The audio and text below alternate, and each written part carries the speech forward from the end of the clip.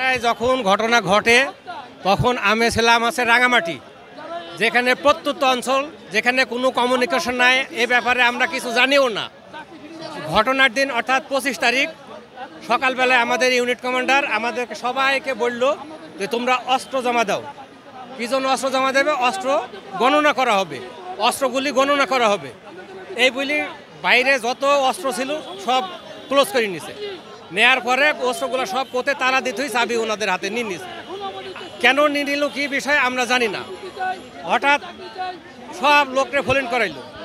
Phone করানোর পরে CO বক্তব্য দিল যে এরকম ঢাকাতে গন্ডগোল হচ্ছে, বিডিআরের লোক গন্ডগোল করছে, তোমরা বিডিআরের লোক খুব খারাপ, মানে বিভিন্ন ধরনের উস্কানিমূলক কিছু বক্তব্য দিল। তখনও আমরা কিছু জানি না। তারপরে দিল টিভি রুমে যাওয়ার জন্য। আমরা গেলাম টিভি রুমে তো ওই দিনকে সারাদিনই তো টিভিতে ব্রডকাস্ট করছে। এই ঘটনা আমরা আমাদের অস্ত্র গোলা বারুদ সব জমানে নিছে। আমরা নিষ্ক্রিয়ভাবে আমরা বসে বসে খালি টিভি দেখছি।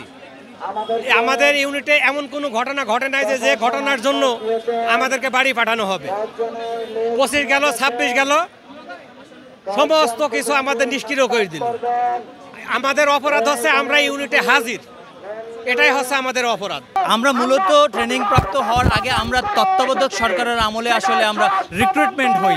এই তত্ত্বাবধায়ক সরকারের আমলে আমরা স্বচ্ছ এবং নিরপেক্ষভাবে আমরা আসলে ওই সময় আমরা রিক্রুটমেন্ট হই। এরপরে 2009 সালে যখন আমাদের ট্রেনিং শুরু হয়, তখন যখন জানুয়ারির 11 তারিখে আমাদের ট্রেনিং শুরু হয়, আমরা ট্রেনিং গ্রাউন্ড থেকেই যখন 25 ফেব্রুয়ারির পিলখানায় যখন এই ম্যাসাকারটি ঘটে, এটি তো আসলে তৎকালীন স্বৈরাচার সরকার আসলে এটিকে বিদ্রোহের নামে তকমা দেওয়া হয়েছে। এটি মূলত আসলে বিদ্রোহ নয়, এটি আসলে পরিকল্পিত হত্যাকাণ্ড। এই হত্যাকাণ্ডতে আওয়ামী লীগ বেশে, আওয়ামী লীগ বিডিআরের ড্রেসে এবং রয়ের লোকজনের সমন্বয়ে এই হত্যাকাণ্ডটি ঘটানো হয়। অবশ্যই ষড়যন্ত্র অংশ ছিল। আমি বারগার বাইরে ছিলাম, আমি ছিলাম দিনাজপুর ফুলবাড়ি। তো আমাদেরকে ষড়যন্ত্রের সাথে জড়াইছে, কিন্তু আমরা তো এই ব্যাপারে জানি না ঢাকাতে কি হয়েছে, কখন হয়েছে, তাদের পরিকল্পনা কী ছিল, এটাই ব্যাপারে আমরা কিছুই জানি না।